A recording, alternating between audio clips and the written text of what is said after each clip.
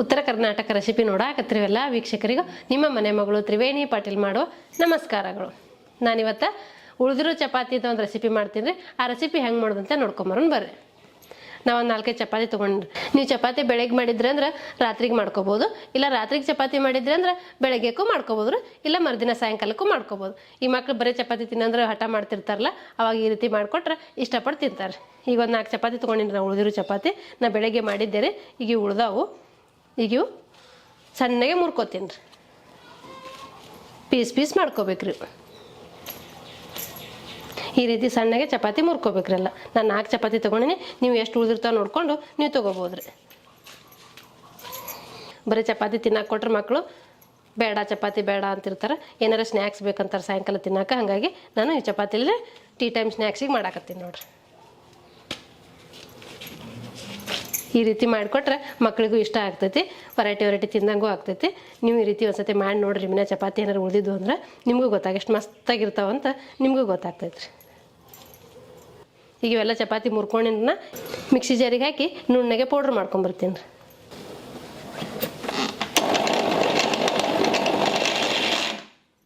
ಈ ರೀತಿ ನುಣ್ಣಗೆ ರುಬ್ಕೋಬೇಕ್ರಿ ಚಪಾತಿ. ನಾ ಈಗೇನು ಚಪಾತಿ ರುಬ್ಕೊಂಬಂದಿನಲ್ರಿ, ಇದೊಂದು ಬೌಲಿಗೆ ಹಾಕೋತೀನಿ ನೋಡ್ರಿ. ನಾನು 4 ಚಪಾತಿ ತೊಗೊಂಡಿನಿ. ಇಷ್ಟ ಆಗೈತೆ ನೋಡ್ರಿ. ಈಗ ಇದಕ್ಕೆ ರುಚಿಗೆ ತಕ್ಕಷ್ಟು ಉಪ್ಪು ಹಾಕೋತೀನಿ ನೋಡ್ರಿ. ನಾವು ಚಪಾತಿ ಮಾಡಾಗ ಉಪ್ಪು ಹಾಕಿರ್ತೀವಿ, ನೋಡ್ಕೊಂಡು ಹಾಕೋಬೇಕಾಗ್ತೈತೆ ರೀ ಉಪ್ಪು. ನಾವೊಂದು ದಪ್ಪ ಮೆಣಸಿನ್ಕಾಯಿ ತೊಗೊಂಡಿದ್ದೀರಿ, ಅದು ಉದ್ದುದಕ್ಕೆ ಕಟ್ ಮಾಡ್ಕೊಂಡಿನಿ. 2 ಟೊಮೆಟೊ ಉದ್ದುದಕ್ಕೆ ಕಟ್ ಮಾಡ್ಕೊಂಡಿನಿ. 2 ಉಳ್ಳಾಗಡ್ಡಿ ಉದ್ದುದಕ್ಕೆ ಕಟ್ ಮಾಡ್ಕೊಂಡು ಅವೆಲ್ಲ ಹಾಕೋತೀನಿ ನೋಡ್ರಿ. ನಾನು ಸ್ವಲ್ಪ ಜೀರಿಗೆ, ಸ್ವಲ್ಪ ಕೊತ್ತಂಬರಿ, ಸ್ವಲ್ಪ ಖಾರದ ಪುಡಿ ತೊಗೊಂಡಿನಿ, ಅದನ್ನೂ ಹಾಕೋತೀನಿ ನೋಡ್ರಿ. ನೀವು ಬೇಕಾದ್ರೆ ಹಸಿ ಮೆಣಸಿನ್ಕಾಯಿನೂ ಹಾಕೋಬೋದು ರೀ, ಸಣ್ಣ ಕಟ್ ಮಾಡಿ. ಹಸಿ ಮೆಣಸಿನ್ಕಾಯಿ ಬಾಯಿಗೆ ಸಿಗ್ತಾವೆ ಮಕ್ಳಿಗೆ ಬೇಡ ಅಂತ ಹೇಳಿ ನಾನು ಖಾರದ ಪುಡಿ ತೊಗೊಂಡಿನಿ ನೋಡ್ರಿ. ಇದು ಖಾರದ ಪುಡಿ ಹಾಕೋತೀನಿ ರೀ. ಇದೆಲ್ಲ ಚಲೋ ಹೊತ್ನೆ ಕೈಲಿ ಮಿಕ್ಸ್ ಮಾಡ್ಕೋತೀನಿ ರೀ. ಇದಕ್ಕೆ ನೀರು ಹಾಕಬೇಡ್ರಿ, ಹಂಗೆ ಮಿಕ್ಸ್ ಮಾಡ್ಕೊರಿ. ಯಾಕಂದ್ರೆ ಟೊಮೆಟೊದಲ್ಲಿ ಉಳ್ಳಾಗಡ್ಡೆಯಲ್ಲಿ ನೀರಿನ ಅಂಶ ಇರ್ತೈತಿ. ಹಾಗಾಗಿ ನೀರೆಲ್ಲ ಹಾಕೋ ಅವಶ್ಯಕತೆ ಇಲ್ಲರಿ. ನೀವು ನಿಮ್ಮ ಮನ್ಯಾಗ ಚಪಾತಿ ಉಳಿದಿದ್ರೆ ಬೇರೆ ಬೇರೆ ರೆಸಿಪಿಗಳು ಮಾಡ್ತಿರ್ತೀರಿ. ನಿಮಗೆ ಯಾರೋ ಬೇರೆ ಬೇರೆ ಗೊತ್ತಿದ್ರೆ ಕಮೆಂಟ್ ಬಾಕ್ಸಲ್ಲಿ ತಿಳಿಸ್ರಿ, ನಾನು ನಿಮಗೆ ಅದನ್ನು ಮಾಡಿ ತೋರಿಸ್ತೀನಿ ರೀ. ಇದೆಲ್ಲ ಚಲೋ ಹೊತ್ತಿಗೆ ಮಿಕ್ಸ್ ಮಾಡ್ಕೋಬೇಕ್ರಿ. ಚಪಾತಿ ಜೊತೆಗೆ ಮಿಕ್ಸ್ ಆಗ್ಬೇಕ್ರಿ. ನೋಡ್ರಿ, ನಾ ಏನು ನೀರು ಹಾಕಿಲ್ಲ. ಈ ರೀತಿ ಆಗೈತೆ ನೋಡ್ರಿ. ಈಗ ನಿಮ್ಗೆ ಯಾವ ಸೈಜಲ್ಲಿ ಉಂಡೆಗಳು ಬೇಕು ನೋಡಿಕೊಂಡು ಆ ಸೈಜಲ್ಲಿ ಉಂಡೆಗಳು ಮಾಡ್ಕೊರಿ. ನಾನು ಉಳ್ಳಾಗಡ್ಡಿ, ಟೊಮೆಟೊ, ಕ್ಯಾಪ್ಸಿಕಮ್ ಮಾತ್ರ ಹಾಕ್ಕೊಂಡಿನಿ. ನೀವು ಕ್ಯಾಬೇಜು, ಕ್ಯಾರೆಟು ನಿಮ್ಮ ಮನ್ಯಾಗ ಏನು ಅವೈಲೇಬಲ್ ಇರ್ತಾವೆ ನೋಡಿಕೊಂಡು ನೀವು ಹಾಕ್ಕೋಬೋದು ರೀ.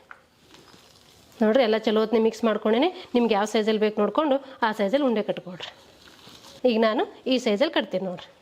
ನಾವು ಉಳ್ಳಾಗಡ್ಡಿ, ಟೊಮೆಟೊ ಉದ್ದುದಕ್ಕೆ ಹೆಚ್ಚಿರ್ತೀವಲ್ಲ, ಹಾಗಾಗಿ ಉದ್ದುದಕ್ಕೆ ಕಟ್ಕೊಂಡ್ರೆ ಒಳ್ಳೇದ್ರಿ. ನಿಮ್ಗೆ ಉದ್ದ ಬೇಕಂದ್ರೆ ಉದ್ದ ಕಟ್ಕೊರಿ, ರೌಂಡ್ ಬೇಕಂದ್ರೆ ರೌಂಡ್ ಕಟ್ಕೊರಿ. ನಾನೀಗ ಓಲ್ ಸೇಪಲ್ಲಿ ಕಟ್ಟಾಕತ್ತೀನಿ ನೋಡ್ರಿ. ತೀರಾ ಅಷ್ಟು ಉದ್ದನೂ ಇಲ್ಲ, ತೀರಾ ರೌಂಡೂ ಇಲ್ಲ. ಇದೇ ರೀತಿ ಎಲ್ಲ ಉಂಡೆಗಳು ಮಾಡ್ಕೊಳ್ರಿ. ನಾ ಮಾಡಿರುವಂಥ ಉಂಡೆ ಇಷ್ಟ ಆಗ್ಯಾವ ನೋಡ್ರಿ. ಈಗ ಎಣ್ಣೆಗೆ ಹಾಕಿ ಫ್ರೈ ಮಾಡ್ಕೊಳ್ಳೋಣ್ರಿ. ನಾವು ಒಂದಷ್ಟೆಲ್ಲ ರೆಡಿ ಮಾಡ್ಕೊಂಡೇನಿ ರೀ. ಈಗ ಎಣ್ಣೆಗೆ ಕರಿಬೇಕ್ರಿ. ಹಾಗಾಗಿ ಎಣ್ಣೆ ಕಾಯಕ್ಕೆ ಒಂದು ಪಾತ್ರೆ ಇಟ್ಕೊತೀನಿ ನೋಡ್ರಿ. ಈಗ ಇದಕ್ಕೆ ಕರಿಯಾಕೆ ಬೇಕಾಗಷ್ಟು ಎಣ್ಣೆ ಹಾಕೋತೀನಿ ರೀ. ಈಗ ಮುಳುಗೋಷ್ಟು ಎಣ್ಣೆ ಹಾಕೊಂಡ್ರೆ ಸಾಕ್ರಿ. ಇದು ಎಣ್ಣೆ ಕಾಯ್ಬೇಕ್ರಿ. ಈಗ ಎಣ್ಣೆ ಕಾಯ್ದೈತ್ರಿ. ನಾ ಮಾಡ್ಕೊಂಡಿರೋ ಉಂಡೆಗಳು ಹಾಕ್ತೀನಿ ನೋಡ್ರಿ. ನಾನು ನಿಮ್ಮ ಪಾತ್ರೆ ಒಳಗೆ ಎಷ್ಟು ಹಿಡಿತಾವೆ ನೋಡ್ಕೊಂಡು ನೀವು ಹಾಕ್ಕೊಡ್ರಿ. ನಾ ಒಂದು 3-4 ಹಾಕ್ಕೊಂಡೇನಿ ನೋಡ್ರಿ. ಮುಳುಗೋಷ್ಟು ಎಣ್ಣೆ ಹಾಕಿದ್ರೆ ಅಂದ್ರೆ ಸಾಕ್ರಿ, ಪಕೋಡ ಕರಿತಾವ್ರಿ. ಚಪಾತಿ ಆಲ್ರೆಡಿ ಬೇಯಿಸ್ಕೊಂಡಿರ್ತೀವಿ ರೀ. ಈ ಉಳ್ಳಾಗಡ್ಡಿ, ಕ್ಯಾಪ್ಸಿಕಮ, ಟೊಮೆಟೊ ಏನು ಹಾಕ್ಕೊಂಡಿರ್ತೀವಲ್ರಿ, ಅವು ಮಾತ್ರ ಫ್ರೈ ಆದ್ರೆ ಸಾಕ್ರಿ. ಎಣ್ಣೆ ಚಲೋ ಹೊತ್ತಿಗೆ ಕಾಯಿಸಿ ಮೀಡಿಯಮ್ ಫ್ಲೇಮಲ್ಲಿ ಇಟ್ಕೊಂಡು ಫ್ರೈ ಮಾಡ್ಕೊಂಡ್ರೆ ಸಾಕ್ರಿ. ಒಂದೊಂದು ಉಳ್ಳಾಗಡ್ಡಿ ಪೀಸ್ ಬಿಟ್ಕೊಂಡ್ರೆ ಪರವಾಗಿಲ್ಲ, ನಡೀತೈತಿ. ನೀವು ಮಾಡ್ಕೋಬೋದು ರೀ. ನೋಡಿರಿ, ಬಿಟ್ಟಾಗ ಎಷ್ಟು ಗುಳಿ ಬರಾಕತ್ತಿದ್ದು. ಈ ಗುಳಿ ಕಡಿಮೆ ಹಾಕತ್ತಾವ. ಈಗ ನಾ ತಕ್ಕೋತೀನಿ ನೋಡ್ರಿ. ಈಗ ನೋಡ್ರಿ, ಇವು ಫ್ರೈ ಆಗ್ಯಾವ. ನಾ ತಕ್ಕೋತೀನಿ ನೋಡ್ರಿ.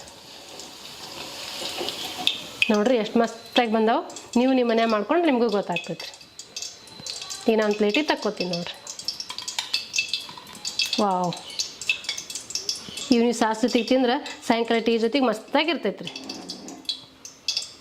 ಈಗ ನಾವು ಒಂದಷ್ಟು ಮಾಡಿ ಇಟ್ಕೊಂಡೇನಿ ರೀ. ಬಿಸಿ ಮಾಡ್ಕೊಂಡು ತಿಂದ್ರೆ ಮಸ್ತಾಗಿರ್ತೈತೆ ರೀ. ಈಗ ಇದಕ್ಕೆ ಸಾಸ್ ಸರ್ವ್ ಮಾಡ್ತೀನಿ ನೋಡ್ರಿ. ಇದು ಹೋಮ್ ಮೇಡ್ ಸಾಸ್ ರೀ.